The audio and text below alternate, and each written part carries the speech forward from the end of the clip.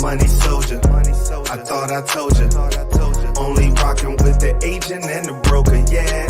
Move over, we getting bolder. Making moves like the agent and the broker, yeah. Generational wealth, they bout that. Yeah, we took some L's, but we bounced back. Financial literacy, got that.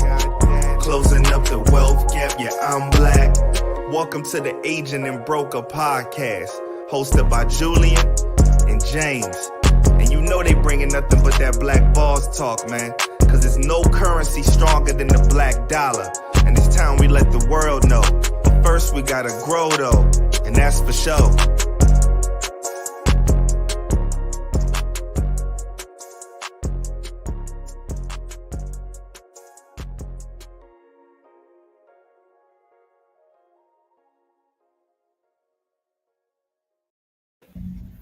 Good evening. What's going on, James? What's going on?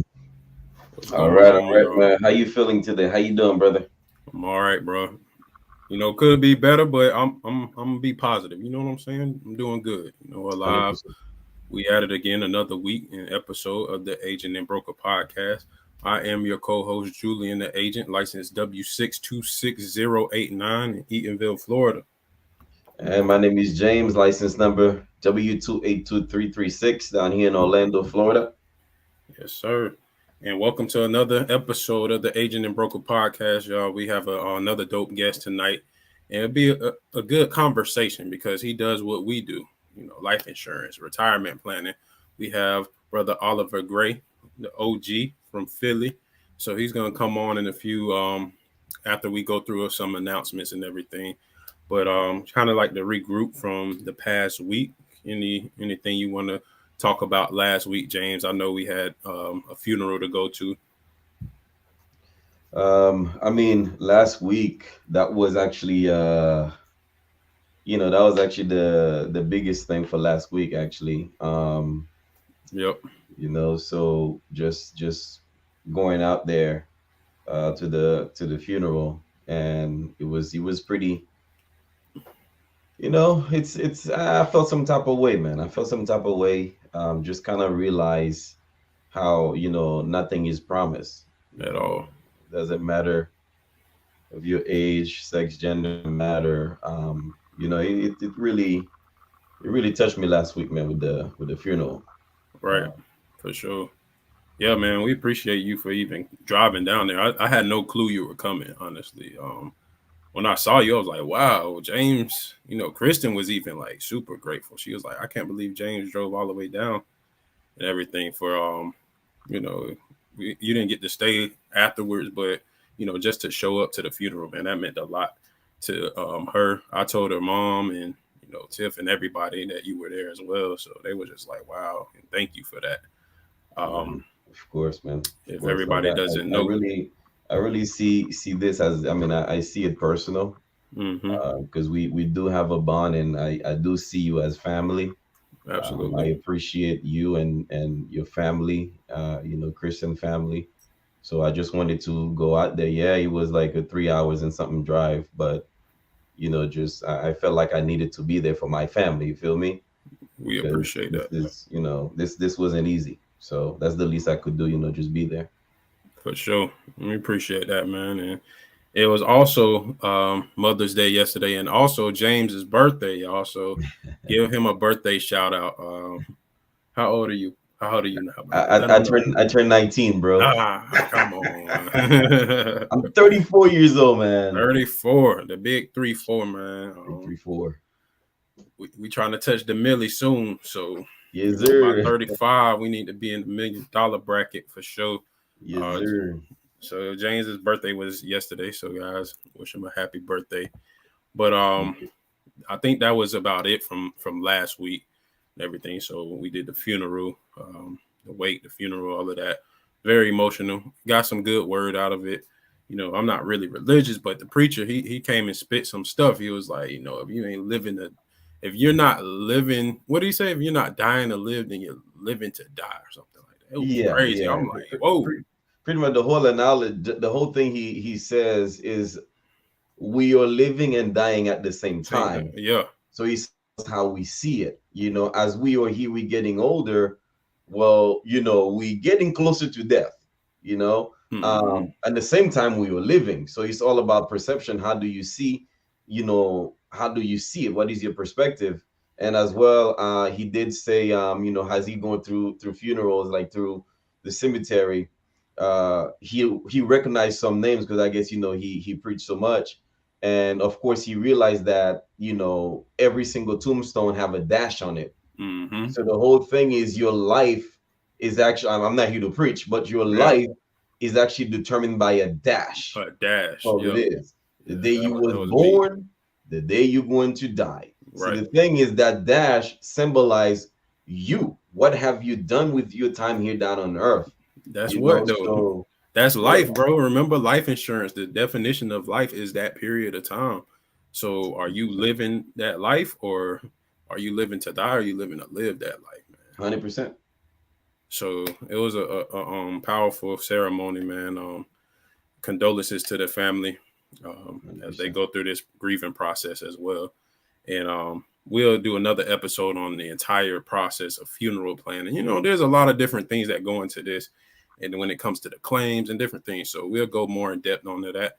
But, to move forward this week, I think we're pretty free. But we do have our guest on here who is waiting. So we want to bring Brother Oliver Gray on. Let's drop him in.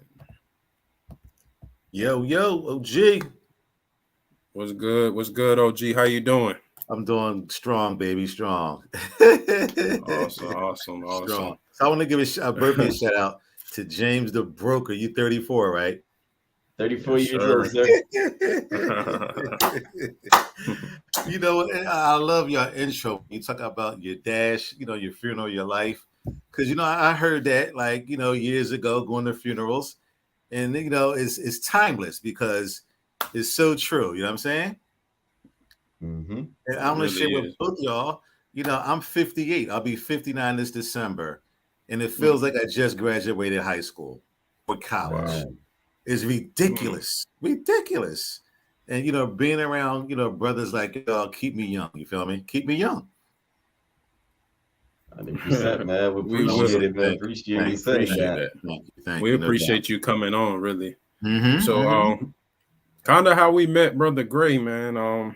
We were at the Black Business Expo. High energy, he sat across the table and, he was like the life of the party. You know what I'm saying? This dude, he talking about he in his 50s, but his energy is like, just like he said, graduating high school. Like he's full of energy, full of character, great character, energy, and everything. So we wanted to definitely get him on a podcast. So, he can give us the game and the, things on his life and his experience in the industry and just in life in general. Give us some nuggets and we'll, how we can learn more from you and, likewise, vice versa. This can't be a one and done. They're gonna have me on here like at least once a quarter. Gotta be. For sure. Gotta be. We gotta have a conversations like this. So no doubt. Yeah, definitely. Sure. For sure. Anything, James, before we kick into it? Man, I mean, thanks for coming because we met you at the expo and it was just an energy from the get-go, and knowing what's going on our industry, the percentage of people, our kind that's actually participate in the financial world, we need to bring that number up because if we don't, then where we're heading, so it's great to connect with people like you, where you bring the wisdom as well. And you've been in the industry for a while, which we're going to unpack, about you and, what you do in the industry. But yeah, I just wanted to say welcome to the show, and it's an honor to have you, Oliver. Anytime. I call my office the studio. Because like you said, I am old school. So you take the greatest hip hop artists or whatever, they always in the studio. They live and breathe in the studio, right? Mm-hmm. They live there. Yep. So I'm always in the studio. Always. That's what's up, man. Cooking, huh? I like that. For sure. But yeah, let's get started, man. Usually when we have a guest, it's pretty standard. Tell the viewers about you. Who is Oliver, and where you from? Man, I mean, that's a great question. And I don't want to be the one, I want y'all to come at me so y'all can pull some stuff out of me. Sure, for sure. The better questions you ask of me, Mhm. I can drop some knowledge on you. You know what I'm saying? For sure. So I mean, you know Absolutely. what? I'm gonna share this with you in your audience because I want everybody to know that this is all about us trying to make things better for our people. This ain't about no sales or nothing like that. So here we go. We're gonna take a trip back in time to I graduated high school in 1981, which was 41 years ago. So Wow. this story happened to me in March of 1981. I'm about to graduate high school in 3 months, so I'm all excited. My dad is 36, my sister is 11. So here we go. Let's jump right in. A little more about me. I'm Oliver Douglas Gray Jr., also known as OG. I assist families in creating generational wealth for their loved ones and providing peace of mind when you and your family need it most. My passion for helping people started when I was 17 years old, living in Philadelphia, PA. My father was 36 years old, suffering from kidney failure. After going out to dinner one Friday night, he came home only to wake up, barely being able to stand up due to the malfunction of his kidneys. While in the hospital, my father passed away on the morning of my senior prom. He had no life insurance to leave for me and my sister, who was 11 years old at the time. This experience is why I'm so passionate about helping people. So, with that being said, as we open up this show, I want your audience to know this isn't about life insurance, this story I just read. This is just about life. So, when you talk about my father and you say, oh, gee, your energy, whatever, that's my dad. If you could have been with me when my dad was living, you'd be like, okay, OG, I see where you get your energy from.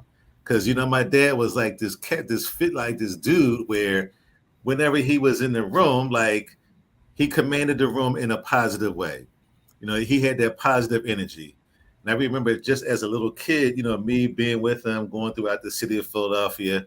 Whenever he knew somebody, it was nothing but love.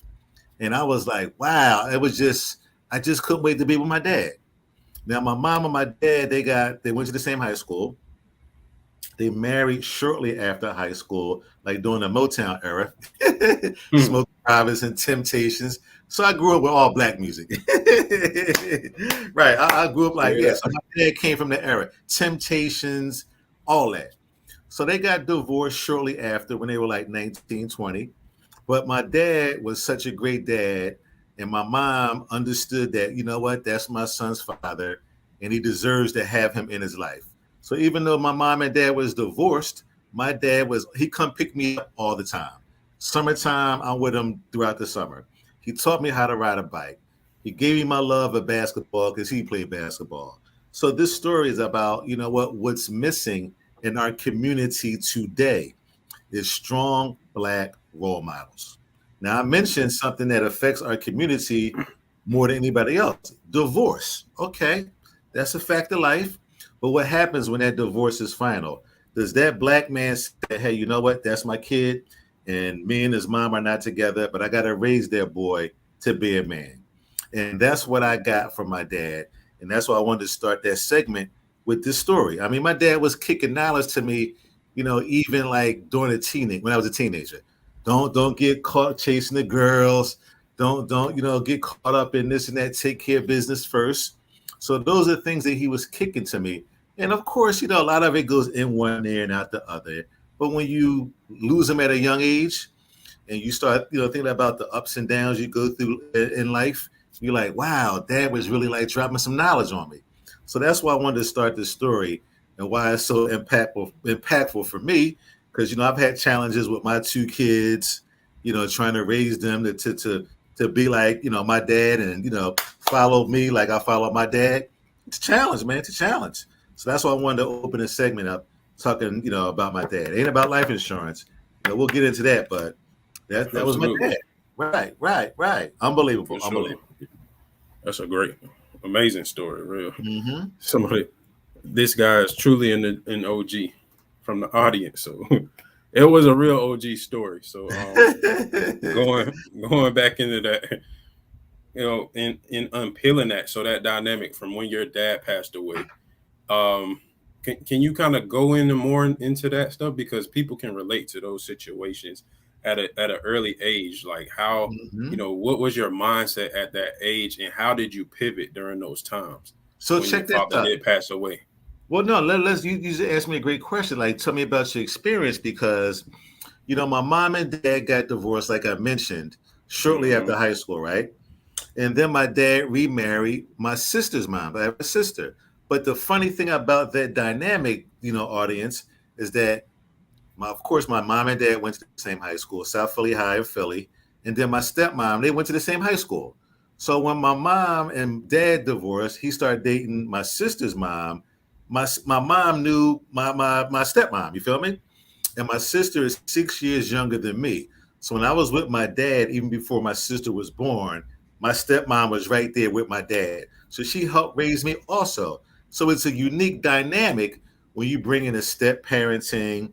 Is the natural mom going like, okay, no, you can't discipline my kid, blah, blah, blah. There was none of that, because they all knew each other. And that's what makes my experience so unique. So once again, not only did I have a strong father, I had two mothers. And my sister was born 6 years later. And, that isn't my stepmom, only in the fact that she didn't carry me. But the role she played in my life, my natural mom on the same playing field. It's not like my natural mom, my stepmom, no, is right here, right there, right there. So that plays into the dynamic also. But I don't remember how my dad got sick where he lost a kidney. I guess something, I just don't remember that, how it happened, how he lost a kidney. All I know is, he had to go to the hospital every Saturday to clean his system out on dialysis. He would come home. He would be the dad I knew when I was younger. But after doing research on kidney failure and what the kidneys do, they flush all the toxins out your body. And when you only have one kidney, you can't get all of the toxins out, and it affects your mood, your attitude, everything. So, we were fighting to get him on the transplant list, and that was a struggle now, and it was even before back then.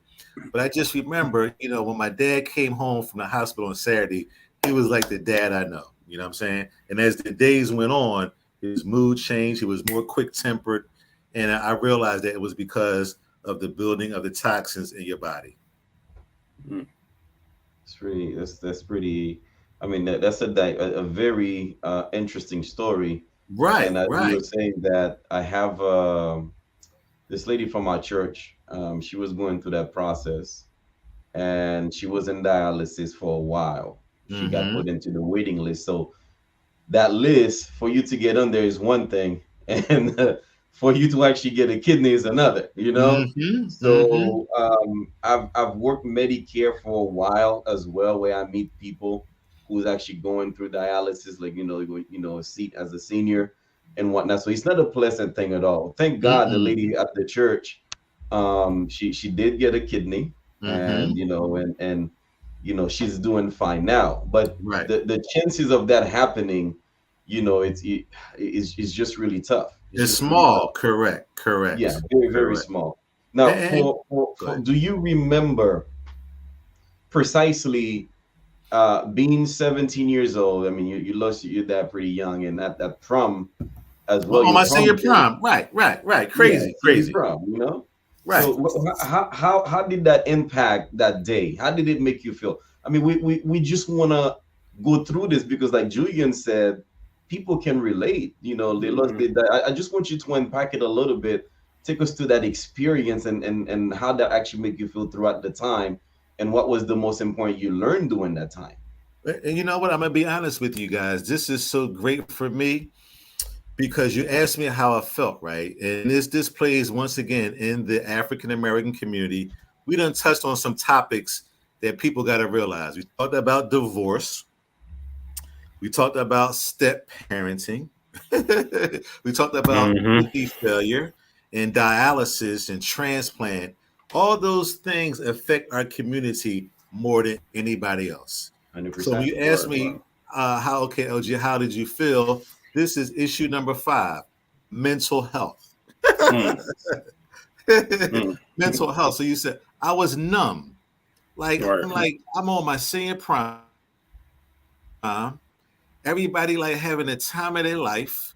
And I'm just like, what the heck? Like, I'm like, I just can't. I mean, I was emotionless. And then we had an after party at this big boat, like filling the Delaware River. Everybody, we up until like 5 a.m. And I just lost my dad. And it's like, I'm emotionless, man. Emotionless. Right, Mm-hmm. right. And then after that, I didn't talk to no mental health person. I didn't have no grief support. It was all about, hanging there, Oliver is going to be okay, which I needed to talk to a psychiatrist. Let's get real. You know what I'm saying? Right. And those things carried on to college. And I'll share that with you as we go on. But yeah, I was emotionless, man. Emotionless. You know what I'm saying? Like, I lost my best friend. You know what I'm saying? Like, my main man. I'm about to graduate high school, and he ain't going to be able to see me. You know what I'm saying? Mm. Right. Crazy night. Dang, that's deep. Mm-hmm. Like you said, the mental health factor, and thank you for sharing that, for bringing it. Yeah, honestly, that's a huge topic, especially in our community. It is looked over too much. And back then, I know back then during that time, it was definitely not. They're not talking about going to get help for that, and you're not even able to even process the whole thing. Just go, or it'll be all right. Fight through it. Get through life. These are the things that are still being practiced today. Correct. In today's world, and by people by our community. Correct. And like you said, and that could relate to like kidney problems. If you don't have a kidney, that brings toxic chemicals in your body. Correct.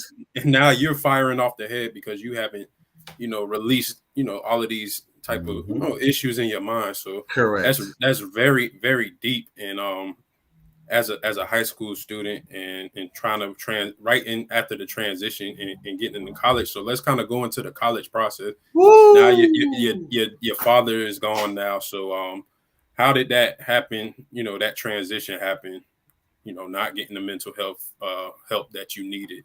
How did that transfer into college? I mean, you gotta like, this is right here going to knock you on your socks. It's going to knock both JJ, just get ready for this. Your whole audience, get ready for this. All right. So I go to this summer program in college. Went to Kutztown University in PA. Went to the summer program. Did pretty well. I was feeling good about myself. You know what I'm saying? So I get to the fall semester, feeling pretty good. You know what I'm saying? And as we go on and on, I tried out for the basketball team because I play high school ball. For some reason, my dumb behind didn't go get my physical. So I didn't get to try out to like the last tryout. I crushed, but I didn't go to the first 2 practices for whatever. Didn't get my physical for whatever reason. I got cut from the basketball team. I'm like, what the heck? So these are all underlying things that from my dad. Okay, so I'm going to school, going to class. I'm doing okay. I'm getting C's. D's. I ain't getting A's and B's. You feel me? I'm partying, doing my thing. You know what I'm saying? Meeting people from New York, whatever. We vibing. One of my best friends who I grew up with, we were roommates. That wasn't a good situation because I'm trying to do the right thing. He having a good time, no fault of his. You're in college, your first time away. One person gonna do this. We weren't good roommates, like oil and water. Even though we grew up together since we were little kids. So come finals, same thing. I'm like, you know what? I ain't going to finals. I got a C here, D there. I should be okay. Like I didn't get my physical to travel the basketball team. So I come home for college for Christmas break. And back then, y'all, the colleges mailed the grades home. Not now with it like students, like you got to go through, like you got to ask your kid, can I see your grades? Ain't that crazy? That's a totally other topic. But no, it's not, because then they mailed the grades to the house. So Christmas break, mom going to work every day. I'm partying, getting blasted. I got to get up to like 1, 2. I'm home for a month. That's the best times. Christmas break in college is the best. Oh, yeah. Besides, you home for 30 days. You like, it's going and popping. You know what I'm saying? So the mail comes through the slot. I hear the mailman, boom, mail coming. I run downstairs, Kutztown University. I open up the see what my grades is, 0.00. Shit. I'm like, oh Wait. no. Hold on. So you was excited knowing that you didn't do no work? No, I wasn't excited. I just heard the mailman like throw the mail through the on your door. Like we live in Philly. So you went to go get it, knowing you didn't get no work, do no work. I didn't think I failed. I didn't think I failed. I didn't think I failed every class. Come on now. Nah. Once again, I thought I was at least good enough to have to pass something. You feel me? Mm-hmm. No, I'm keeping it real with you. I wasn't running down in excitement. I was around, okay, let me see what my grade point average is. I know it ain't the best, but I didn't expect to fail every class. You feel me? But once again, psychologically, I'm like, wow. And then I thought back, like, I didn't go to finals. So once again, I thought back when I got my grades, I thought and said, like, how did this happen? I didn't put the work I was supposed to. I didn't go to finals. So, you know, a lot of times in college, your finals determines your grade. You feel me? Right. So you don't go to finals and your grades are so. That's an F. You feel me? Mm-hmm. But I didn't put two and two together, man. You feel me? Gotcha. So once again, I'm faced with a dilemma. Like, man, my dad would not be happy about this. Then I had to lie to my mom, like, where your grades? Where your grades? Where your grades? I had to make up some BS excuse, whatever. So it was just a situation that I found myself in, and it was all due to me not being able to. Is a remedy from my dad dying? You feel me? Because I know for a fact when I would have talked to a psychiatrist right after that, got the emotions out, and continued that, I would have been much more in a better mental state that fall semester. No ifs, ands, or buts. Mm-hmm. That's key right there. That's really big. So I had to go to summer school every summer. Like when all my boys back in the 80s, they was getting summer jobs with the city of Philadelphia, electric company, water company, summer jobs, partying, you know, chicks, whatever. I'm up in the dorm sweating with a highlighter, like highlighting, trying to get my grade point average up. I had to go to summer school every summer, y'all. Every summer. Wow. Right. Mental health. That's crazy, mental health. man. That's really good story, and I like the fact that you are vulnerable with the process because this is 100% genuine. You know, you can feel it. Yo. And once again, it's the mental health issue. You feel me? I didn't talk to nobody, man. You know what I'm saying? Mm-hmm. Which is, I believe, next week or a couple of weeks from now, we're gonna have a licensed mental health professional to be in the show. It's simply because, you know, it's the agent and the broker, but this show is about life. Thank you. It's about life, man. And everything that is needed in our community, we just want to be resourceful to bring it out. And you know, that would change one person's life. That's great. 20 million lives. That's amazing. But the intention behind this is to make a difference. Making a difference in what's not being taught in our community. And, you know, we just, you know, if you're listening to this, just make sure you share it. We are on Spotify and, you know, Apple Podcasts, you know, we everywhere. So make sure you share it. But thank you for sharing your high school era with us. I mean, not high school, but college. Now, transitioning, what was your introduction to the industry? How was it like? How old were you? How were you introduced to this? Check this out. So, you know, you would not what you would think. So when I finally did graduate college, I had no inkling of financial services, life insurance, none of that. You know, I just saw what my family went through and just said to myself, I'm never gonna, if I ever have a family, I'm gonna make sure I got my act together. You know, I didn't know anything about financial services or stockbroker or none of that. I went the opposite route. So I can tell you this, my interest in life insurance, it hasn't been that long because eventually I got married way years later. And my ex-wife at the time, we used to vacation in Florida every year from the mid-90s to the early 2000s, right? And we made a decision where we wanted to make a better life for our kids. And Julian, you know my stepson, Josh. So it was me, my ex, Josh. Then we had a son together in the early, Oliver was born in 2000. And, you know, we got tired of being in the hood. You know what? During the summertime in Philly, you know, that's when it gets to be like popping. Weather's nicer. Everybody out. Well, everybody out in the wintertime, but more people out. You know, it's lighter, longer. NBA playoffs. So you know, we in the crib in the hood, like you know, we got a nice little row home, but you're hearing gunshots. You go to work in the morning, you see the same cats on the block when you come home. You're like, nah, this ain't. And you know, by us going to Florida every year, we're starting to realize that you know what, we want a better life.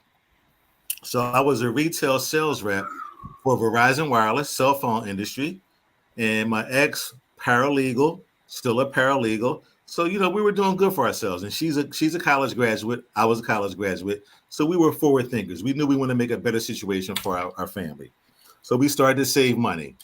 And she had an aunt. Her name was Aunt Bertha, and Aunt Bertha was older. It was her mother's sister, and Aunt Bertha was getting older, dementia, whatever. And my ex used to go check up on her because she lived in a big 3-story row home, like a brownstone in Philly. And she was becoming a hoarder. It wasn't a good situation. She went to go check on Aunt Bertha one Saturday, and she found Aunt Bertha dead. Aunt Bertha had hit her head, and my ex came and found her aunt. Called me hysterical. I'm like, calm down. I'll be over. So, you know, we're going through her paperwork, and my ex found an insurance policy, right? $100,000. And the first thing we said was, you know what? I bet you Aunt Bertha is not paying a policy. So she called up the insurance company. Aunt Bertha was paying the premium. I don't know if it was monthly, annual. I don't know. All I know, the policy was enforced. It was good. It was paid for $100,000. So that was in 2002. So we said, you know what? This is going to get us to Florida. So we waited 4 years. 2 years later, in 2004, we took that $100,000. We took $40,000, bought the home in Orlando. I transferred with Verizon Wireless from Philly to Orlando. She picked up, got a job, paralegal with a major law firm in Orlando. Boom. We got the pool in the backyard. We partying. We having a good time. All off of a $100,000 insurance policy. I set up 2 college funds for Josh, Julian, for Oliver. So we was like, look, let's make this happen. Let's start building our family. Still had no clue about I want to make this a career. No clue. Then about 2009, I'm like, you know what? I've been in this game 14 years. So, you know, I sold my first cell phone in 1995. At that time, Biggie was still living, Tupac, hip hop was the bomb. Nas, Jay-Z had just jumped off. It was hip hop was hip hop. It was a how big? time. How big was the phone? Like there was the flip joints. There was the flip joints. oh, they got the flip ones. The big ones, the big Motorola's. Then they had the bag phones. They had the bag phones. Hold on. I remember they had the little StarTax fit in your hand. It was like this, right? I'm gonna share with you. Jay-Z, when he first came out, Reasonable Doubt, he came to this big party in the park, and he had just jumped off. He had a StarTac fit right in your hand. Jay-Z, you know what I'm saying? Yeah. So you know what? It was 14 years I was in the game. 2005 to 95 to 2009. 14 years, and at that time, everybody had cell phones. Apple came out with their iPhone, the first one in 2007, changed the game, and everybody had cell phones. So it wasn't as glamorous and fun as it was 14 years prior when I first got into the game. You got me? So I'm like, you know what? I'm tired of doing this retail thing. I want to do something else. So I thought about my dad. That's when things started to happen, y'all. I thought about my dad. Thought about Aunt Bertha leaving us $100,000. I'm like, you know what? Okay. And everybody was like, yeah, OG, yeah, that's the move you want to make. So I studied, got my license in 2009. But once again, it happens when it's supposed to, because the Tampa Bay Buccaneers had came to Orlando in 2010 Super Bowl weekend. It was them, the Rays. It was like 6 or 7 other sports teams. They were coming to Orlando with the Orlando Magic, and they were recruiting sales reps to sell tickets to get into the sports industry. So once again, this is like life insurance. Okay, I got my license, but we talking about the NBA. We talking about the NFL. I'm like, later for the life insurance, I'm gonna go do this. Although I kept my license active, so I did real well during that weekend. Tampa Bay Buccaneers, like, we have an opportunity for you. Would you come to Tampa? I'm like, yeah, I'm NFL. Let's go. So I drove from Orlando to Tampa every day for months. But I kept my license active. Mm-hmm. And then I hooked up with somebody in Orlando. Your audience might know her name is Yvette Register. And State Farm. State Farm. Bingo. That's wow. my mentor. Wow, no Because way. I used to see her at networking events when I was crazy. in Orlando. Right. I see her at networking events. When I told her I got my license, she was like, "Oh, gee, come work for me full time." I'm like, "Nah, that's all right, Yvette. I'm going to do the Bucks." And no. She's like, "What?" I'm like, "Yeah." She's like, "All right, well, work with me part time." So when I came home on the weekends, because it was a 9 to 5 Monday through Friday with the Bucks, when I came on the weekends, I was right on Colonial in her office, and she was teaching me about life insurance. And I worked part time for State Farm. So I worked part time for State Farm and with the Bucks. And then I remember when I first got my insurance license, the very first day, the instructor pulled out his insurance license. He was like, "Right here, this can change your life." So after 4 years of working in the NFL, I'm like, you know what? This NFL stuff ain't what I thought it'd be. It's all about corporate. I'm trying to bust my ass selling tickets in Tampa. Y'all don't care about the average fan. And I'm tired of having to kiss ass. I'm like, and Yvette kept telling me, "Oh, gee, you know what? You could make this a full-time thing. You got a story. You can communicate. You can connect with people. You can do this." And after 4 years, I'm like, you know what? I want to be my own boss. I'm tired of having to, kiss behind in the sports industry. And there's no fault of their own. That's just how it is in that industry. You know what I'm saying? It's just how it is. So it wasn't like nobody was acting out of character. That's how you got to play the game in that industry. You feel me? I'm like, nah, I don't need to do this after 4 years. I got an insurance license. You feel me? So in 2014, I left the Bucks voluntarily, even though I was starting to get, I ain't feeling too comfortable putting up with this. You know what I'm saying? I reached a boiling point. And I left, and then I became an independent insurance agent, y'all. That's how it happened, homeboy. Ain't that something? That's pretty interesting. It's a marathon, man. And that's not that long ago. That's only 8 years ago. You feel me? That's like that. You feel me? Wow. Right. But Yvette Register is the one who kept urging me on. Correct. That's crazy. It's crazy. I think she used to go to the church that we used to go to. She definitely did. Yeah.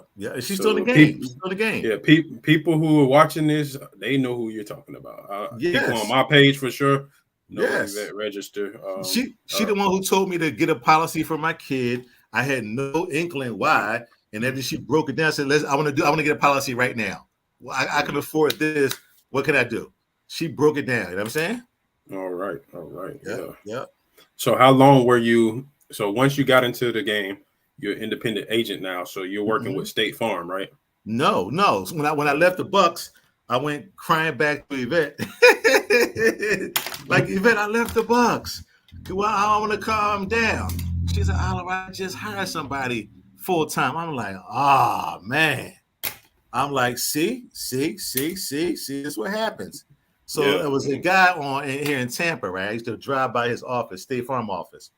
I'm like, you know what? I'm gonna go. I went in him like, okay, I left the Bucks. I used to work for Yvette Register. I got my insurance license. He like, okay, you can come roll with me. He wanted me to do like auto insurance. I'm like, man, ain't give me no training. I was like not happy. I was still doing some State Farm stuff. But I hooked up with this IMO. I went to the library in Tampa. I have no laptop, no nothing. I went on Indeed every day, like, okay, I got this insurance license. I hooked up with this IMO and hooked up with them here in Tampa. And that's when it really started to kick in. You feel me? Which IMO is that? It's called, back then it was called Assura, capital Asurea. They had a Sacramento, California. And what got me interested was like, brand new office moving to Tampa. We do mortgage protection insurance. We provide leads. I'm like, shit, they provide the leads. Okay. So they had their ad on Indeed did everything to make you want to reach out to them and say, like, tell me more. So I remember submit my information like at the library, like maybe at 2:00. 2 hours later, I get it like a call back. Yo, what's up? We got your information. Want to come for an interview? And I met this Puerto Rican dude from Orlando who was knocking out the park and Ashura. He wanted to open an office in Tampa. I met him like maybe 2 or 3 days later. We clicked just like that. And he the one who put me down. And I'm saying, like, this is what the business is. Boom, boom, boom, boom, boom, boom. Ain't that something? Wow. You know, every but like I've been licensed since 2015, OG. Mm-hmm. Every person I ask this question, the stories are so unique how we get into the industry. Correct.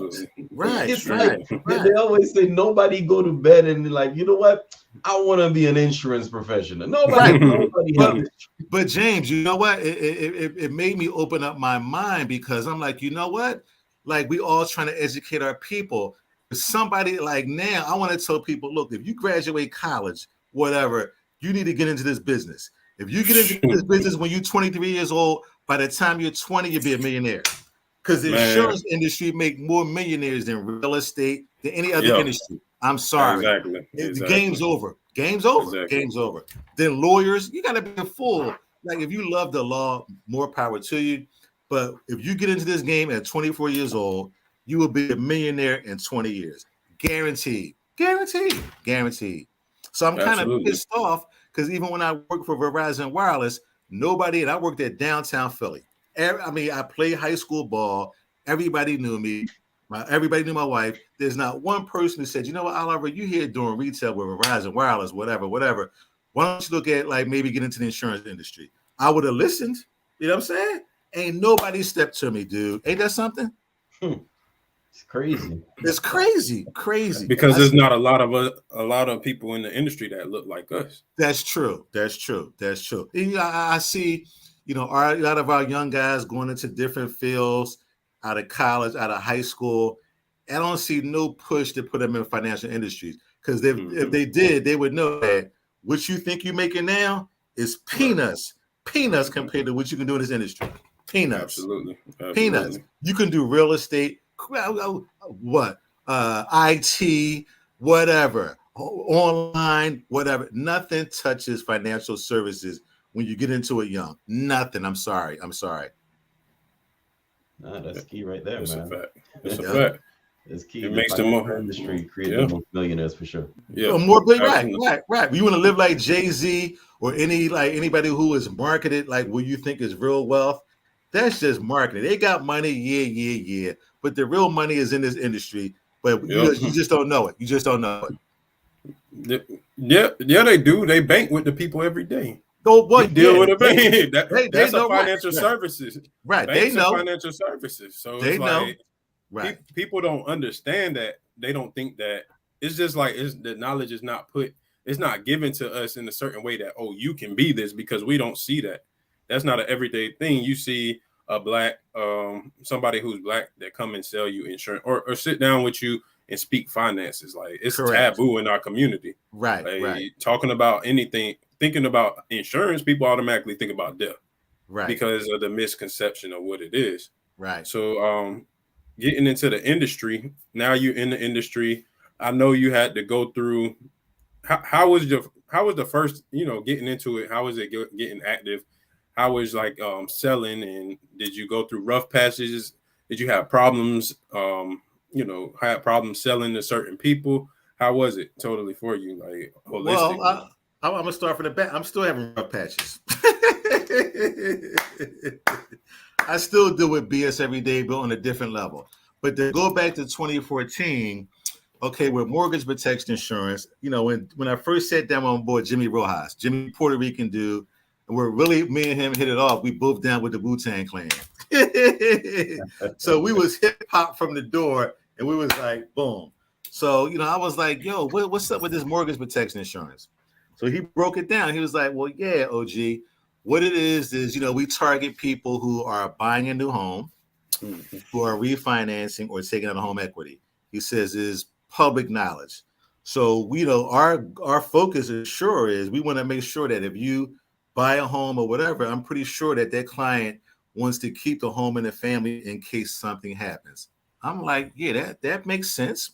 So he went down how they did their marketing. And they was like, we call it mortgage protection insurance because we mentioned life insurance to protect your home. Most people, when they get it in the mail, because they did direct mail, they're going to rip it up. Oh, life insurance? I got life insurance. And it's in the trash. But they market it as mortgage protection insurance because you want to protect your home. And most people, they get it confused because of mortgage protection insurance, PMI, no. And and they would show us the lead. When the lead came back from us, it says you want to protect your home in case of an emergency. Your home is your most valuable asset. Boom, boom, boom.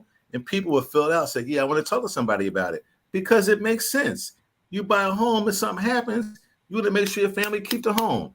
So it was easy to verify that it was the client that mailed it in, and yeah, come on out and talk.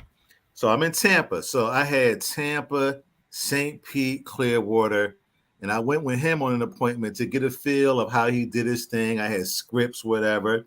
But when he was like, oh, gee, now it was your turn, I was like shitting in my boots. Hold up, I got to go out here on my own. Yes, sir. So I'm going back then. I think a mortgage protection lead might have cost like $13-15. So they would like bulk, like from California. They would know what territory we wanted, and they would like find out, I guess whatever they did, and they would like direct mail, whatever. And as they came back every week, I'd get like how many leads? 20, 15 at $13 a pop. So I'm spending like $350, $400 like per week on leads. But I was getting in front of people slowly but surely, selling policies. Still, sometimes getting you set an appointment, go knock on the door, ain't nobody answering, door knocking. So it was hardcore life insurance sales 101. You know what I'm saying? But it was great because it got me out there talking to people, getting better, being more comfortable, learning the industry. So it was a great experience. I'm driving all around St. Pete, Clearwater, gas. Like it was a trip, but I loved it because, I know I'm helping people. You feel me? And I'm learning as I go along, and I'm making money. I'm paying bills. You know what I'm saying? So I'm seeing the fruits of my labor. You feel me? I'm not like coming home with goo gobs of money, but I'm paying the bills, putting gas in the car. So I'm learning. So yeah. It was my first time ever having a laptop. So it was a new thing for me, man. You feel me? Right. I'm getting beat up by clients. Like, get out of here with that BS. Some people but a lot of the people understood that. Look, I do want to keep the home and the family, and I would tell people this is life insurance. Why do you call it mortgage protection? Well, if it's life insurance, you probably wouldn't be sitting down with me. Okay, well, we got life insurance. Okay, how much you got? We will figure out their mortgage. Okay, if you die and all you got is life work insurance, this ain't gonna pay off the mortgage. Okay, this is what I can afford, whatever. I was doing fact finders, like with a yellow pad, how much you pay per rent, mortgage, your car note, your electricity. So I was learning hardcore skills, fact finding. You know what I'm saying? So it was like going to boot camp, man. Boot camp, straight up. And this is 2014, 2015. You know what I mean? That's good, man. That's one of the best way to learn, really, is to put yourself in a position. Yeah, then we had a call sheet, so we had to put every week how many calls you make in a week. Like we had a spreadsheet. Yeah, so it was hardcore. Like, okay, these are the fundamentals of a life insurance agent. Straight up. Yep, definitely. That's most definitely. Now, what? I know Julian asked you a question. How was it in the beginning? And then you've done a really well job elaborating on that and unpacking it for us. What would you say would be one of the best experience you have throughout your career, and one of the most important experience you have, maybe with a family that you got to them right on time, or I don't know, what has been one of the best experience for you in the industry so far? So check this out, fellas. This is an easy question. This is like a layup. Ain't nobody on you. Boom, game over. I am the Magic Johnson of insurance, right? So come on, let's get it real. So we got to throw some basketball references up in there, all right? Easy without a doubt. So check it out, y'all. Once again, life happens for a reason, right? So I hooked up with my boy Jimmy in 2014, right? Jimmy Rojas. I just talked to Jimmy last week, right? So he had a beautiful family, Christina, 2 boy and a girl. So like spring of 2015, I'm progressing along with Assure, and they're out of California, very reputable. As a matter of fact, I've been talking to them about doing some stuff now. So they was like, man, this guy's like doing okay. Like, he's showing that he's grasping the industry. You feel me? He's grasping. So they flew me out to Sacramento, plane ticket, boom, hotel, along with other agents. We went to the home offices, man. It was a great experience. I'm like, wow, this is the insurance industry. So my mind is opening up, right? So this is in March of 2015. Remember, I came on board with Jimmy in August of 2014. This is like maybe 7-8 months later. So I come back from Sacramento, y'all. Jimmy like, oh, gee, man, I caught my wife cheating. I'm like, what? No, come on, Jimmy. Nah. He's like, yeah, man. He broke it down, whatever. And then at our office, the lease was coming up, right? So, I mean, everything went downhill with our office in Tampa once the situation with his wife jumped off. So the lease expired when we were in Tampa. Then we got another office, and then everything went downhill. So emotionally, he wasn't there, which I could understand. You feel me? And so this is about March when he found out his wife was cheating. So he's still trying to put things together, keep things going. And then I get a call or an email from a young lady from New York Life, sister, agent. She like, look, man, I see your resume. Well, I see your LinkedIn profile. I'm with the New York Life, and we got what's called the African American Market Unit. Let's have lunch. And I'm seeing what's going on with my boy. It ain't a good situation emotionally. You feel me? I'm like, this, I don't know. So I'm like, I go to meet with her, like here in Tampa, New York Life. She break it down. She like, you know what? We would love to have you. You know what? What you doing right now? You're independent. She's like, yeah, we have the African American Market Unit with New York Life. Black agents. We all about, the black community. So she kicked some stuff that made me think. So I met with her partner, who became my partner, right? Talked to him. I'm like, I know you're the big dogs, but you know what? Jimmy, my mentor, was like, Oliver, you never, ever want to be captive. Always keep your independence. Because if you become captive, you can only represent that one company, and you cut yourself short being able to help other people because all you can do is offer that one company. So he kept pounding that in my mind. So I remembered that when I talked to the partner here at New York Life. I'm like, I know you're the bomb, but I'm not going to be captive. I've been independent, and I was representing Mutual of Omaha, UHL, American Amicable, Foresters, some reputable companies.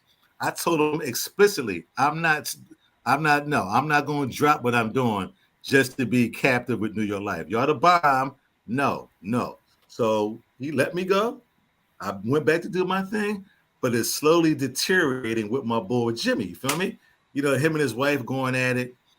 I mean, she like acting wild, like craziness. His kids ain't doing good emotionally. It was just going downhill. So, I'm getting calls from the boy from New York Life maybe 2-3 months later. How's everything going? I'm like, good. Well, you know what? We still love to have you. I'm still staying captive. I'm still staying independent. Ain't happening. So, we going for a couple of, my phone is silent. Ain't nobody trying to holler at me. In the like maybe summertime, whatever. Oliver, come on back to the office, New York Life. I'm like, okay. He's like, look, we want you to come on board. I said, I want to remain captive. No. You can do what you do, and we come with New York Life. I'm like, okay. He said, you got to do one thing. I'm like, what? Can you bring us your book of business? No problem. So I bring him my little file cabinet, my little plastic file cabinet, whip it open. He's like, okay, you've been writing this. How long you been in the business? Since August? He was like, okay. We want you to come on board. They wrote me an independent contract in August of 2015. I ain't tell Jimmy because I'm like, look, man, I'm protecting my behind. You know what I'm saying? I'm not going to get caught when the ship is sinking. I ain't got no life raft. You know what I'm saying, homeboy? We know brothers. We kicking like, nah, So I ain't told Jimmy I was with New York Life. So I was still doing You know, jump shit on them. I was still doing New York Life. I was still doing Assure, and I was still my Assure business was consistent. So I wasn't really paying that much attention to New York Life. You know what I'm saying? It was like, yo, when you gonna start writing some policies? So I get a letter shortly after I signed my contract in September of 2015, like a month later. Oliver Gray, welcome to the African American Market Unit with New York Life. We're on a mission to put $50 billion of future wealth in the Black community using life insurance. I'm like, whoa. So I'm at my cubicle reading this letter, like, $50 billion of wealth, like life insurance? I'm like, man, okay. It got me like, what is this? You feel me? So this is like September, October, y'all. Come November, December, before the holidays, I get an email. African American Market Unit, our next meeting is in Miami, February, Black History Month. I'm like, no matter what, I gotta go. Pay for my hotel room. Y'all, when I got to this conference and when I'm driving back to Tampa, I'm like, you know what? This is what I was meant to do. Because when I got to that conference in Miami, it was about 400. You got Black agents from all parts of the country representing New York Life. They crushing.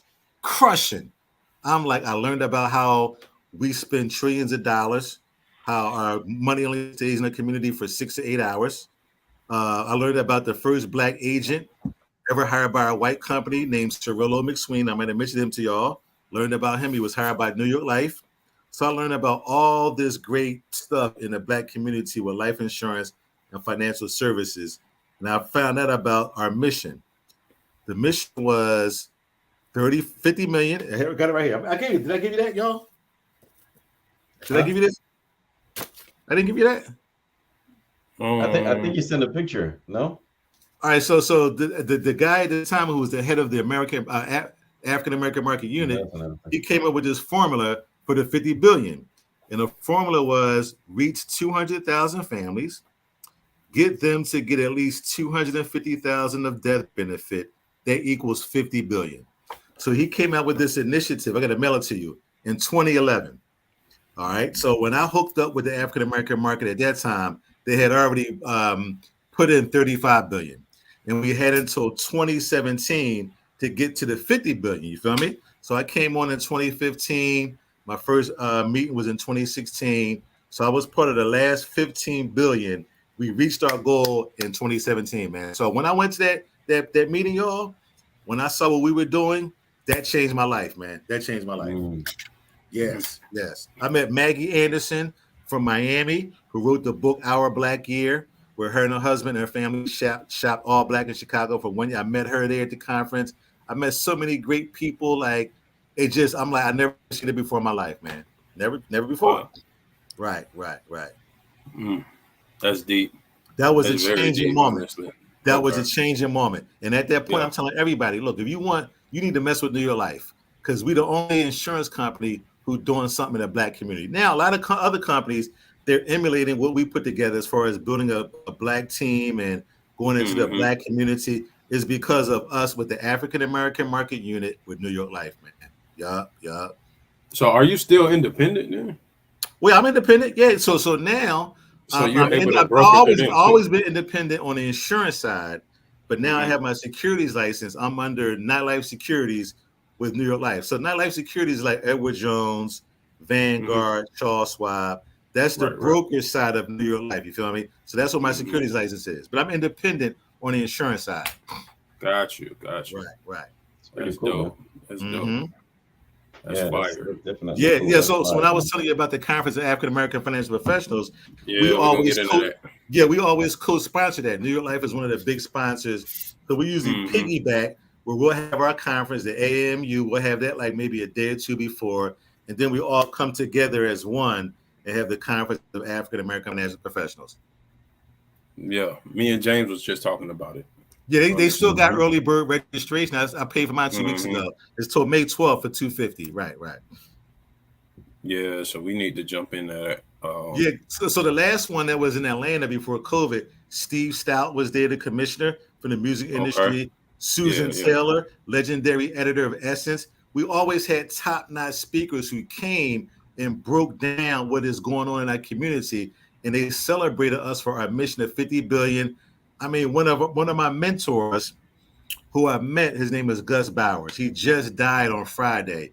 He was with New York Life for like 55 years. Lifetime MDRT member. He had over $100 million in face amount on the books right now. Started with New York Life when he was 27, was still doing his thing in his 80s. Ain't that something? I met him through the African American Market Unit, y'all. Unbelievable. I got his business card in my business card holder. Can't throw it away now. Ain't that something? So this has changed my life. I'm like, and he was at the Chicago general office. So I'm like, I can't complain about nothing. You know what he went through back in them years, right around homeboy. Mm-hmm. Right. So getting all this inspiration is like, damn, OG, like I can't, even though I'm getting kicked in the behind by my people, I can't give up. So this is the stuff that's been keeping me going, yo. It's the African American Market Unit with New York Life, man. Yup. Wow. No, that's what's up, man. That's amazing. Yo, I'm seeing like the finest African American women. They've blown out the water. They making $50,000 like in 1 month. Like 1 month. They got their securities license, Series 6, Series 7. They ripping it up. I'm like, oh my God, like what? This is possible? I'm like crazy. Something I never before saw. You know what I'm saying? Yep. Never knew it was out there. Never knew it was out there, man. These are the type of people and examples that should really be in our face of the youth. Correct. To know that, hey, listen, there's people like us out there that's been very successful. Correct. This is what they doing. But listen, you telling us this story right now, most of the viewers don't know people can make 50 grand a month, 100 grand a month, 250 grand a month in the insurance industry. Right. I'm sitting back like, I'm like, this ain't nothing I ever saw. My boy Jimmy put me down, but this is on a whole different level. Right. It's one thing when you see people that look like you doing it. So it's like, okay, yeah, it's possible. Right. You got like some cats who just like they was just working like in all they do was churches. Like they just work in a church. This dude from Alabama, I forgot his name. Man, he was just like crushing it, like unbelievable. That's the beauty of this industry. You can sit in so many different markets. You can sit in the church market. You can sit a strictly business owners. You can sit at strictly millennials, or you can do an older generation. You can sit in final expense. You can sit in retirement planning. You can sit in so many different, so many options and sectors you can sit in, man, and just camp out and make money and help people at the same time. So it's a beautiful industry. And that's what I saw with the African American market in New York Life, man. Straight up. So when you see me, when I had that pin on, you might have noticed when I had my jacket on, that 50 B pin, that's the pin when we reached the 50 billion. Man, that's to let people know, look, I did something remarkable. You know what I'm saying? Like that's gonna live when I'm not here no more, man. Yup. That's neat, man. That's really neat. And as we wrapping things up, I just want to bring something up. And for those of you who's listening, who may be part of an organization, you know, just to address something, people would say, well, this is agent and broker, but you're literally bringing other people in the industry that has nothing to do with your organization. How like what happened to the competition? So I want to make it understood that this is bigger than just competition. This is bigger than anything you can think of, because we said that in one of our shows. Why we bring people into the podcast that's with different companies, it's simply because maybe you cannot relate to what Julian and I are saying. But yet the moment OG says something, you're like, oh, got it. I need something for my mom. I need something for my dad. I need something for my... You need to call OG. I don't care you call me or Julian or not. You need to get insurance. Right. So the whole idea of creating this platform, I just wanted to say that because you mentioned you were with New York Life and you mentioned how your journey is. And I just want people to understand what I just said. the whole idea about this is for you to get better. It's for you to get better. I can sit with somebody for like an hour. Hey, nope. Listen, yeah, okay, you know what? Whatever. They don't take it. The moment they hear OG story, they get covered for 10 grand, Yeah. 250 grand, a Seriously. million. It's better Seriously. than you not having anything at all. So I just Absolutely. wanted to address that as we wrapping up. So I know we over an hour already. You feel like we just got started. I know. For It's like, man. Well, good things, when you're having fun, it always go by fast. Absolutely. That's Yeah, life. man, we're definitely having a good time, man. But James, I want to piggyback on something as you wrap up. Yes, sir. And this is one thing that Jimmy taught me. One of the early like nuggets. There is no competition. It really kicked in when I was with the African American market. And I'm still part of them. There is no competition. And the reason why there's no competition is because there's so many people who need our help. There's not enough of us. Yeah. So I didn't understand that when I first got into the business 14 or 8 years ago. But I'm like, after I get the research, when I find out how many people need life insurance, how many people need investment advice, there's not enough of us.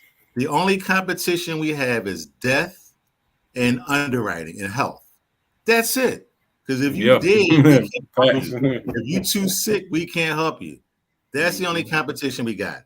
It's not amongst each other because there's so many people who need help. And once he broke that, then I'm like, duh. So I don't care who you with.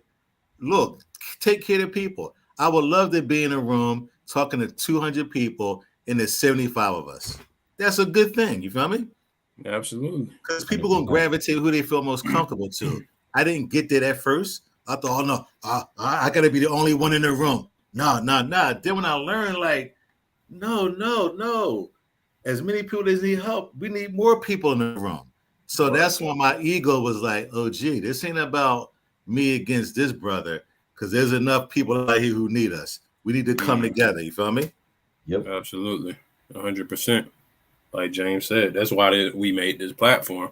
And that's what I mentioned to you in the first day we met. Right. Like, hey, this ain't competition. We want to bring you on the podcast. You have your own, like you work how you work, and we have our platform here, man. And what I want to do is allow you to drop your call to action. So how can people reach out to you if they want any help with securities, and let them know what securities is, like what can they invest in? And, how can people reach you? What's the best way for them to reach you? And if they want some help or they want to get covered or any type of investment. Well, one thing I learned, and once again, I'm going to share a story with this audience right here. This is going to sum it up. You said, how can they reach you?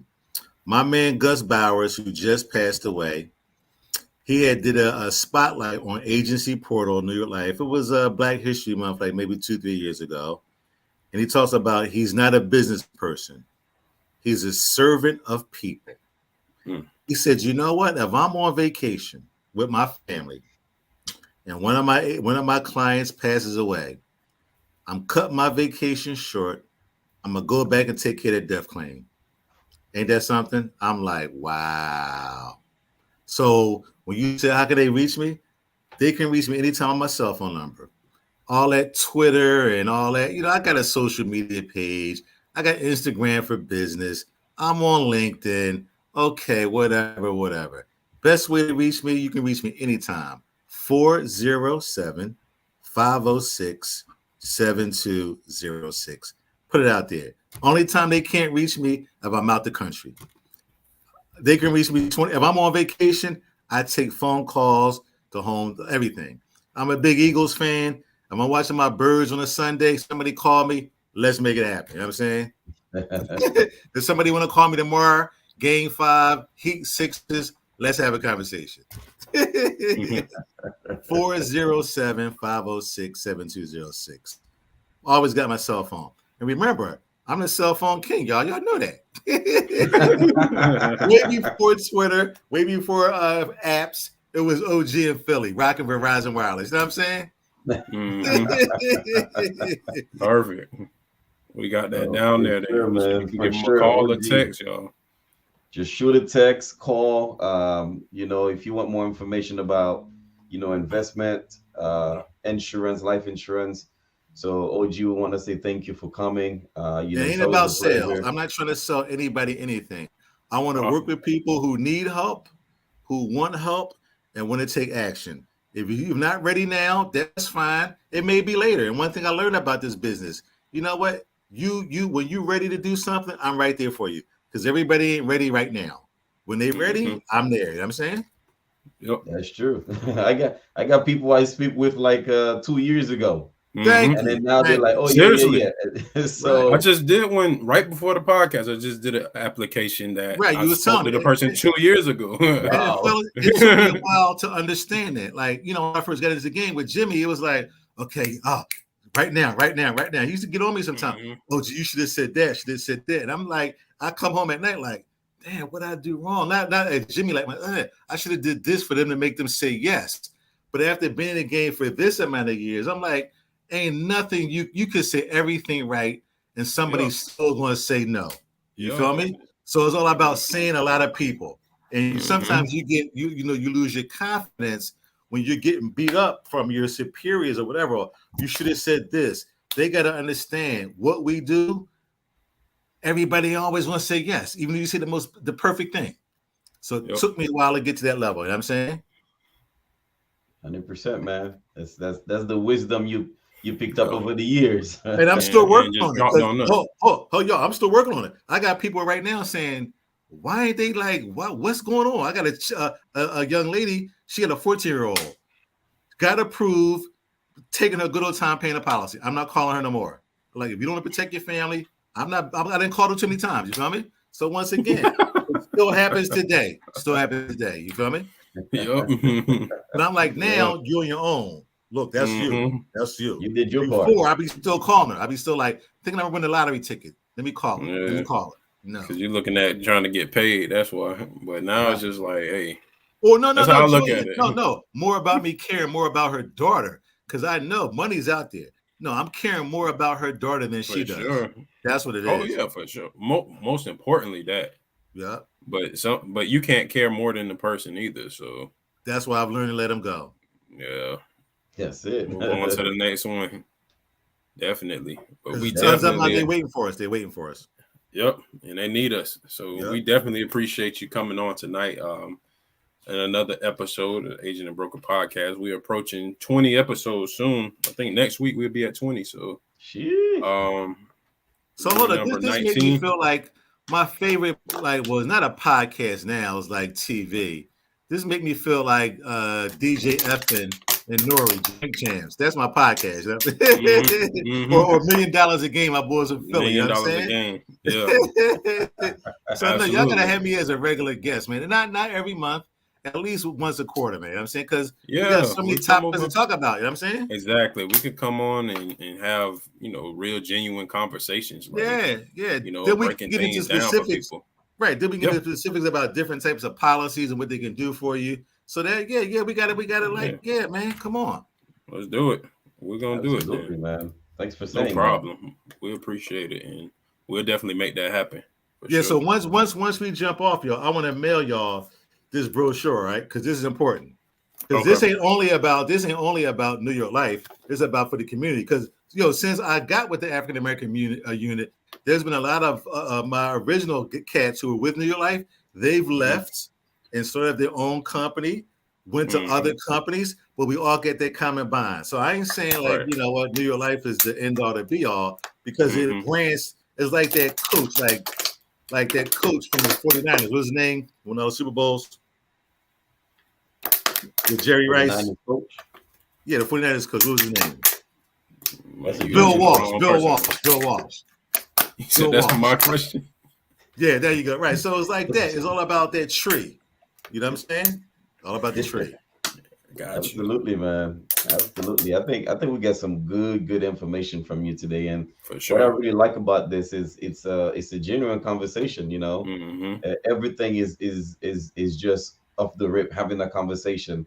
And I know our viewers are very thankful of that, because we're here to bring the transparency between the insurance companies and the people, and us as a professional who's between the insurance and the people. People need to make sure that they're dealing with regular people like us. Correct. You know, so it's not always like a walk in the park. No, we're gonna tell you exactly what the challenges are and what are the successes are. You know, so with that being said, man, once again, thank you for coming. We appreciate you, and definitely this is not the last time you're gonna be here, because we need to come here and really, you know, dig in, talk to our people. No doubt. For sure. Yes, sir. Any last comments for the viewers? No, I would just say, you know what, don't take life for granted. You could lay down tonight and wake up tomorrow, not wake up tomorrow, and just be thankful. You know what? It's not about anything more than just being humble. My dad would tell me that. You know what I'm saying? Just be humble. You know what I'm saying? Facts. Number one. Facts. All right, man. Thank you for tuning in to another episode of the Agent and Broker Podcast. So Julian James, the agent and the broker put you on the right path, and if it ain't adding up, then do the right math. And when you wanna come up, some might laugh, but them be the types to be the overnight staff. Always be a worker, we tryna be some owners. Sometimes might strike out, sometimes we hitting homers. But one thing's for sure, when the money gets uncovered, hit the agent and the broker. Say thank you to my brothers.